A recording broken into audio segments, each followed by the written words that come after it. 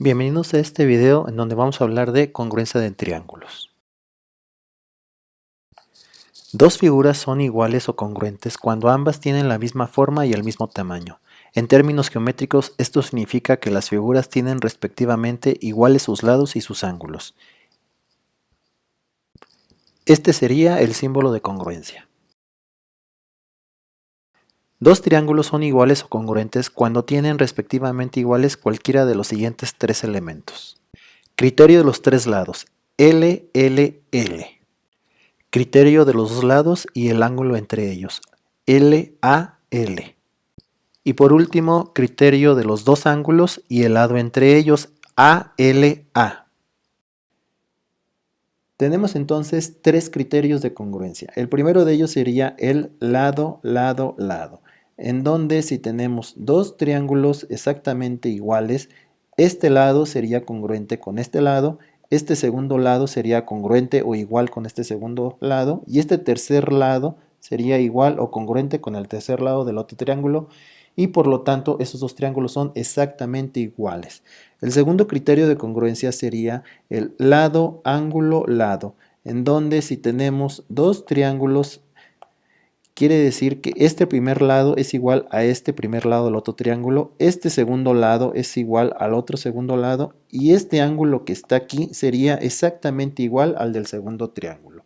El tercer criterio que tenemos es el criterio ángulo, lado, ángulo, en donde si nuevamente tenemos dos triángulos, se dice que este ángulo de aquí es exactamente igual con este de aquí, y este lado es igual con este otro, y este otro ángulo que está del lado derecho sería igual al segundo ángulo del segundo triángulo, y se dice que son congruentes. Nada más no hay que olvidar que para todo esto tenemos que seguir utilizando el símbolo de congruencia, y así decimos que esos triángulos son congruentes.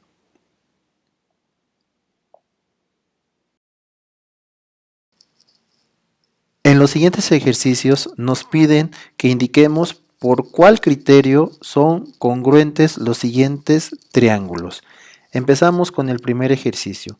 Tenemos un lado de 15 en la primera figura y un lado de 15 en la segunda figura. Ahora tenemos un lado de 10 en la primera figura y un lado de 10 en la segunda figura. Ahora vamos a localizar el ángulo, y si se fijan, en esta parte tenemos un cuadrito que indica que ese ángulo mide 90 grados, y en la otra figura también tenemos un ángulo que mide 90 grados. Y con esto podemos decir que el criterio de congruencia para estos dos triángulos es lado, ángulo, lado. Nos vamos al segundo ejercicio.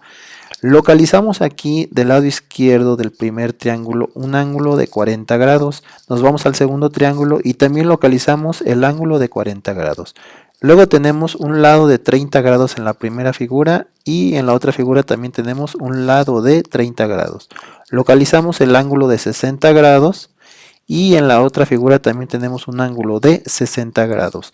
Entonces, como las dos figuras tienen los mismos datos, decimos que estos dos triángulos son congruentes por el criterio ángulo, lado, ángulo. Nos vamos al tercer ejercicio. Localizamos un lado de 4 y nos vamos a la otra figura y también localizamos un lado de 4. Luego localizamos un lado de 6 y en la otra figura también tenemos un lado de 6. Y por último tenemos en la primera figura un lado de 3 y en la siguiente figura también tenemos un lado de 3. Por lo tanto, como hay tres lados iguales, el criterio de congruencia sería lado, lado, lado. Y eso sería todo. Ahora veamos un ejemplo del uso de los triángulos congruentes en la vida cotidiana. Las casas son construidas normalmente con techos con una inclinación a dos aguas o a un agua. La orientación de la casa es un factor muy importante, ya que si construyes tu casa con una óptima orientación, la factura de la luz te va a salir más económica. Otra característica que puedes tomar en cuenta en la construcción del techo de una casa es la altura del techo, que tiene que ver con la pendiente. Y esto está relacionado con la cantidad de lluvia que hay en ciertas zonas. Por ejemplo, si has visitado el bosque, ¿has notado que algunas casas tienen los techos muy altos? Bueno, la razón es porque aquí llueve mucho. Entonces, vamos a plantear la siguiente situación. Tenemos dos figuras con un techo y tracemos una línea de la parte más alta hacia abajo. Si te fijas, en cada imagen se formaron dos triángulos.